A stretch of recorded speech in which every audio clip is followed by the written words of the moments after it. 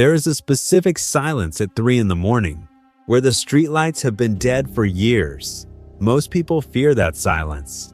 Adrian Voss lived in it. At 16, he didn't have a last name anyone remembered or a safety net to catch him. What he had was a fundamental understanding of how the world actually worked. The streets don't teach you how to fight. They teach you how to become invisible until the exact moment you need to be seen. While other kids worried about their futures, Adrian was studying the present.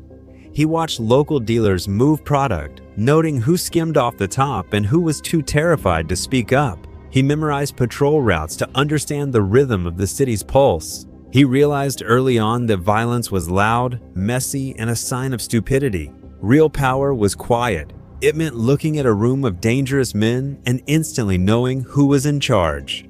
Survival wasn't about being the strongest dog in the alley. It was about knowing when the other dogs were looking away. He started small, running messages for men who thought they were using him. They saw a desperate kid with hollow eyes. They didn't see that he was cataloging their weaknesses and blind spots. Every insult he swallowed was just data filed away in a mind growing colder and more precise by the day. The shift didn't happen overnight, but it was absolute. His fear slowly curdled into a calculating, icy detachment. He stopped reacting and started anticipating. When a local enforcer tried to corner him over a misunderstood debt, Adrian didn't run or fight. He simply mentioned a name, a time, and a location details, proving the enforcer was stealing from his own boss. The man walked away, terrified. Adrian walked away, enlightened. Information was better than a weapon, but outsmarting street thugs was just surviving in the shallow end of a dark ocean. He knew he needed a way up. He just didn't know how high the ladder went until a Tuesday night. Standing under the awning of a closed butcher shop, the rhythm of the street suddenly changed. The usual noise seemed to mute itself. A sleek, midnight black car glided to a stop directly in front of him. The tinted window rolled down just enough to reveal the glowing ember of a cigarette and eyes that had been watching him for a long time. The door clicked open. The invitation was silent, but the implication was deafening. Step inside, and the boy on the street dies forever. Adrian stepped into the dark. The heavy door clicked shut, stale smoke filling the air. Outside, the city blurred. Inside, time felt suspended. Adrian didn't speak. The man beside him offered no greeting or reason. He exhaled, watching Adrian's reflection. The silence wasn't empty. It was a test. A lesser kid would have shown fear.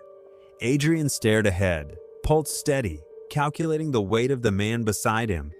This wasn't a kidnapping, it was an interview, and he was passing it by understanding rules to a game he hadn't been told he was playing.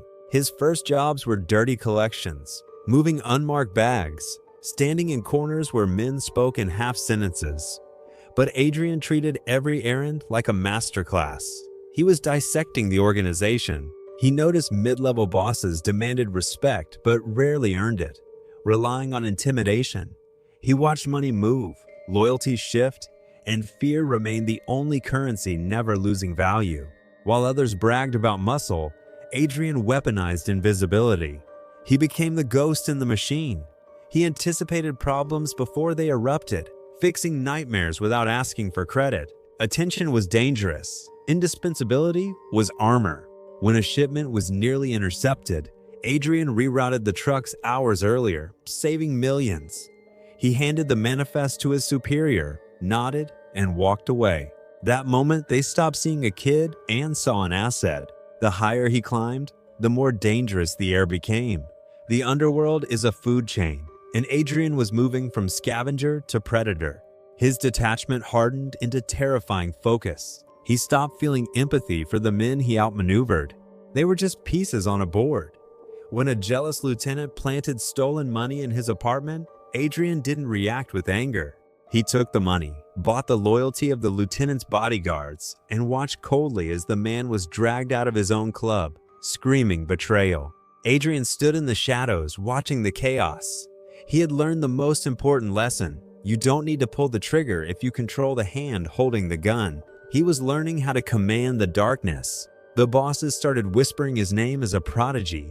He was trusted with secrets and given authority over men twice his age. But sitting in velvet-lined rooms with aging men clinging to power, Adrian realized something chilling. They were comfortable. They were slow. They had no idea the monster they invited in was already measuring the drapes for his coronation. The throne was empty. The man sitting on it just didn't know he was a ghost. From the skyline, the air tasted like ozone and cold copper. Adrian stood behind floor-to-ceiling glass, a silhouette against the neon below. No longer the hungry street kid or silent shadow, he was the architect of a hidden empire. His name was a myth whispered by terrified men. He had dismantled the old guard. Climbing the mountain is half the battle. The real war is ensuring no one follows. Carmine built his organization on brute force and fear. It was a crumbling structure from a different era. Carmine mistakenly believed Adrian was just a tool, a sharp knife for his enemies. He didn't realize Adrian spent 5 years studying the handle, the blade, and the hand holding it. When Carmine's paranoia turned inward, he purged his lieutenants, creating a vacuum Adrian was positioned to fill. He didn't need a coup. He waited for the old man to suffocate. The final move wasn't a shootout, it was psychological warfare. Adrian cut off Carmine's information, money routes, and political protection without leaving a fingerprint. He replaced the inner circle with men whose loyalty he bought with survival. Realizing he was trapped, Carmine summoned Adrian for a final stand. Instead, he found Adrian sitting calmly at his desk, reviewing his ledgers. Carmine raged, promising a war to burn the city. Adrian watched him, his expression unreadable. He didn't raise his voice or pull a weapon. He simply laid a single folder on the desk, a detailed account of every hidden asset and federal informant Carmine unknowingly employed. It was checkmate, delivered in a whisper. Adrian offered a choice: disappear quietly with a fraction of his wealth, or watch his empire dismantled, starting with his family. The old man broke. He realized he wasn't looking at a usurper. He was looking at an evolution.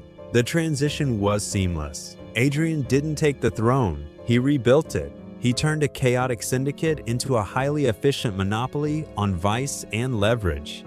The streets that once ignored him were now his. He survived the darkness by becoming it. Standing by the window, Adrian watched the city breathe. He was a phantom king ruling an empire built on conquered fear. The boy who had nothing now had everything, but the coldness in his eyes remained. He raised his glass to his reflection, a toast to the silence that raised him. The game was won, but as he looked out over the lights, a terrifying smile crept across his face. He knew the truth about power. It's not about having it. It's about what you do when you realize you want more.